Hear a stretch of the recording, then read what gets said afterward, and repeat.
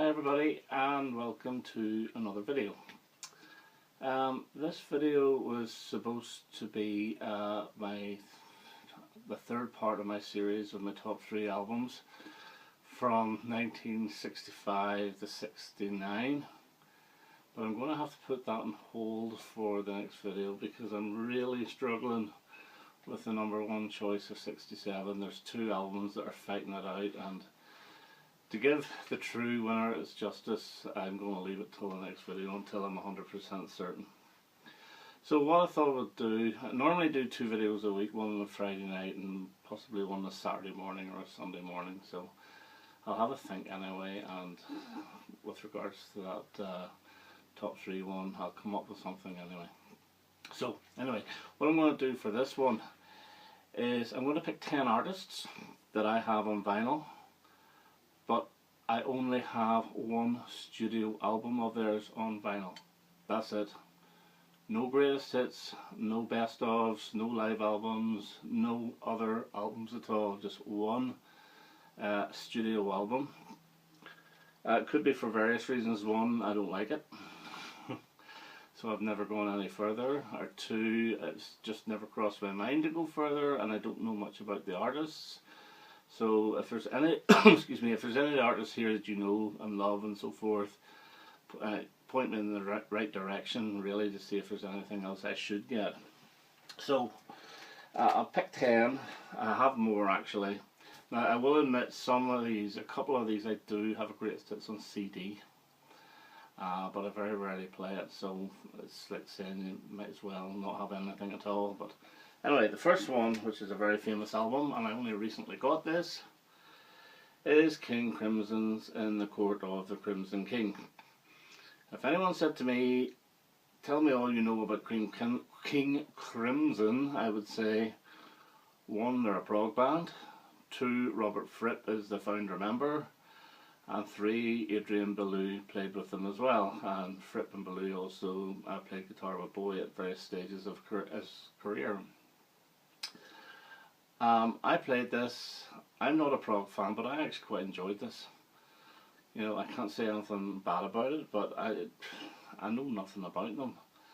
I wouldn't mind actually exploring a little bit more.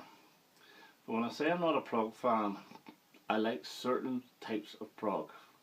I do like early Genesis. In fact, I like Genesis from Trespass up to and including Abacab, really. But my favourite period, I have to admit, is from Trick of the Tail to Wind and Mothering, those 3 albums. But anyway, I wouldn't mind going further with these guys. I believe there's an album called Red, which is supposed to be quite good.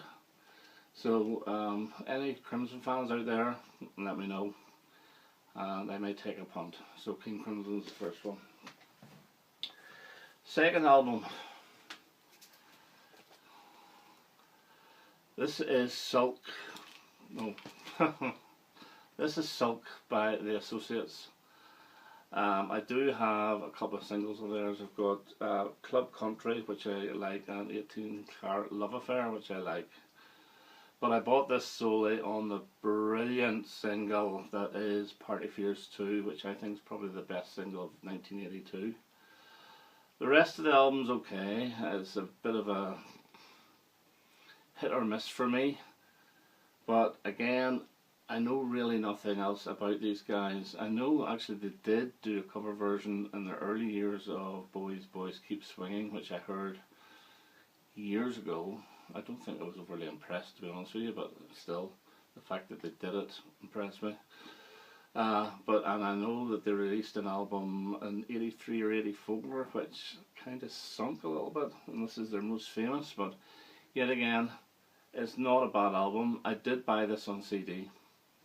No greatest hits, just this on CD to get the Party Fears 2 song again. And the LP version is longer than the single, which is even better, which I'm glad I got. So that's Sulk by the Associates. Third album. This is Icehouse, and this is Love in Motion. I had the single in '83 called Hey Little Girl. I enjoyed it.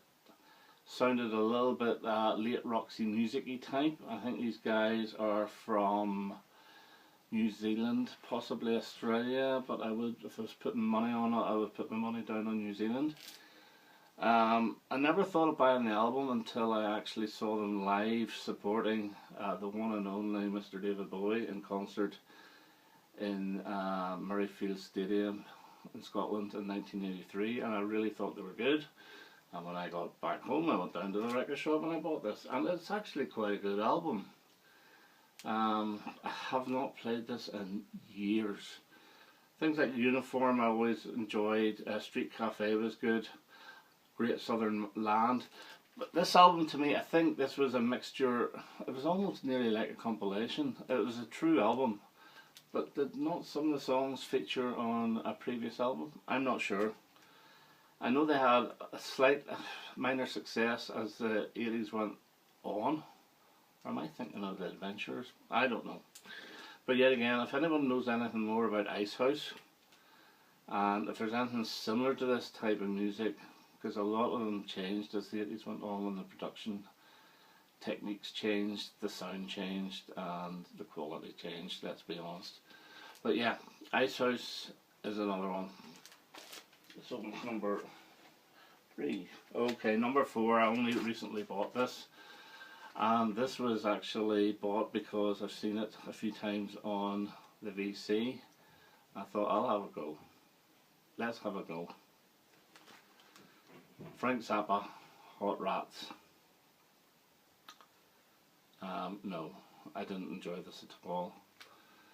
This was actually quite painful to listen to. I got through the whole of the album, but I could feel my temper going halfway through the second side. It just did nothing for me. I will attempt it again, because you know you just can't give a one listen. But it's very jazzy. Well, I think it's jazzy sounding, and I'm not a jazz fan, to be honest with you. That would give you a sore head. But you can make some. If there's anything catchy by Frank Zappa, because I believe his career is. His music has changed so much throughout his whole career. Where does this come, and does he have catchier albums? Yes, I do like a melody, I really do.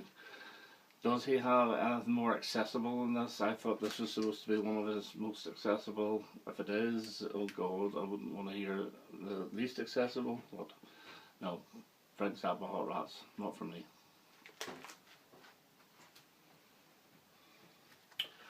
Okay, number 5, and I bought this cheap way back. That must have been around 1991 or 2 or whatever. It's a shop in Belfast that was shutting down, and there are loads of albums. They were all rubbish, to be honest with you, but I knew the name. I had one single, and this is The Alarm, and this is Change, I believe it's called. I played this, I think, a half a time, and it did nothing for me at all. I do have one Alarm single, Where Were You Hiding When the Storm Broke. It's like a call to arms rally type song, as was 68 Guns, which was alright. But this was a few years later. I know your guy that was lead singer of this went on to make an album with Big Country. But no, any Alarm fans out there, if there's anything decent or good, or where would you put this in the Alarm's discography? Is this supposedly a good album? Does this require several listens? I don't know. Let me know. But it's really never. This is like a mint condition copy. I don't know if it's probably worth nothing anyway, but this has never been played. Okay. Next up, this is the only album I have of this group, although I did have a tape, a cassette of their greatest hits, and yes, I would like to get a couple more of their albums. Either, I think it's their 3rd album. Well, this is the Damned. I assume it's called Damned. Yeah, it is. This is produced by Nick Lowe. This is regarded as the first UK punk album. I enjoyed this. This is great. Things like Neat and Euros, it's just pure punk.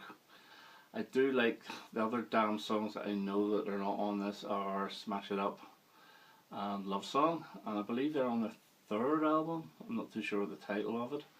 I think their second album was supposed to be it's called Music for Pleasure, I believe, and it was produced by Nick Mason of Pink Floyd, but apparently it's supposed to be not too good, but maybe a bit of a grower. But yeah, The Damned, I would like to get a little bit more of them, but I don't want to get into their Eloise stroke Gothic period.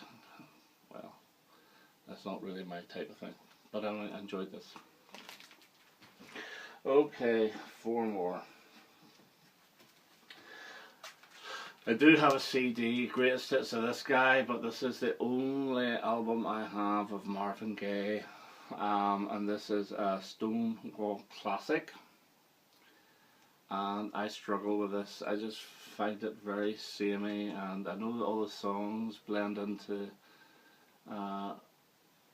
each other. And I bought this a couple of weeks ago on CD for a couple of quid just so I can play in the car to see if that helps. And it's good. The only thing I ever knew of this was Mercy Mercy Me. Well, the only reason I knew that was because Robert Palmer had a hit with it. But yeah, I know this is a very political album. It's about a Vietnam War veteran coming back home to the US and more or less being disgusted with the state of the country. At that time, I think it's 1970 or 71, I think.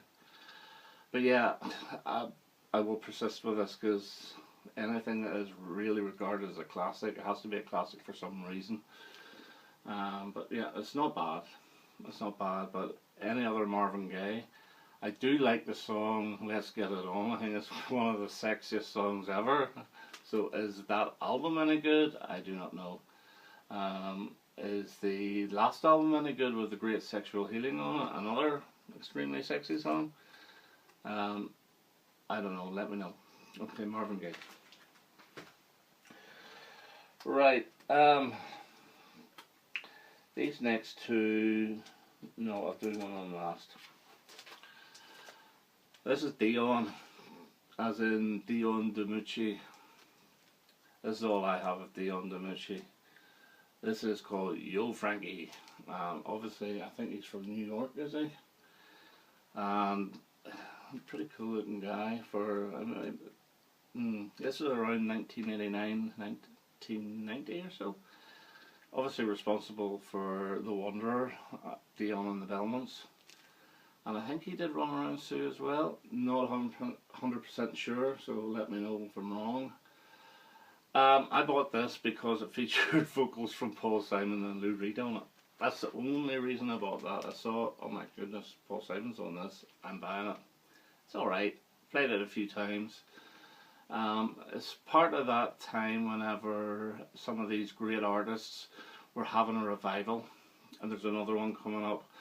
People like Brian Wilson had a revival with Jeff Lynne playing, obviously Roy Orbison did as well, with Jeff Lynne playing. Who's on? Del Shannon had a revival with Jeff Lynne playing. So I don't think Jeff Lynne's actually on this, but there's songs here. He does songs by Tom Waits and Bryan Adams and so forth. It's okay. It's not brilliant. It's okay, but outside of his 50s hits, I know he's had quite a few albums, this guy, but I know nothing, absolutely nothing about him. So that's Dion. Okay, pop band from the 80s. This is all I have of them. ABC, The Lexicon of Love. This is regarded as a classic. I bought it for the singles, 4 of them. See if I can remember them without even looking. Poison Arrow was one, All My Heart was another, The Look of Love was another, and Tears Were Not Enough. And those 4 songs are great. Love them all. I played this and was slightly disappointed because there was nothing really on this that stood up to those 4 singles. So to me this is ABC's greatest hits. I know that they do have a following, and some even say this is not even their best album, but they released a song I can't even remember the name of it. I think the next album, this came out in 1982. I think they had one at the end of 83 which supposedly was not overly well received. I'm not too sure. Is there any ABC albums that are good or as good as this, even though I don't think this is brilliant? It must be good because they did the Lesson of Love Part 2, and you only ever do a Part 2 if Part 1's successful, and it's really good. So let me know about ABC. And lastly, again, one of the revivalist ones of the late 80s, Dwayne Eddy, obviously famous guitarist. I always thought he sounded like the Shadows, or did the Shadows sound like him? I'm not too sure.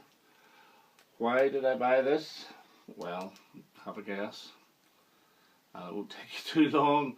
Jeff Lynne's on this. So is George Harrison actually. So two of the Wilburys are on this. This was about 87, 88. So around that time, as part of that revivalist movement. This is not bad. It's okay. It's nothing brilliant, but again, I only bought it because of Jeff Lynne. Yeah, so are all the Dwayne Eddy's albums instrumental? Does anybody ever take any vocals on it? I just do not know. So if you know anything about Dwayne Eddy, let me know. So that's 10 albums of artists that I only have the one studio album of. I hope you enjoyed that, and hopefully I will have my 65 to 69 top 3 albums before the end of this weekend. So anyway, thanks for watching, and don't forget to hit that like button, and if you wish to subscribe, by all means do. Okay, thank you, bye bye.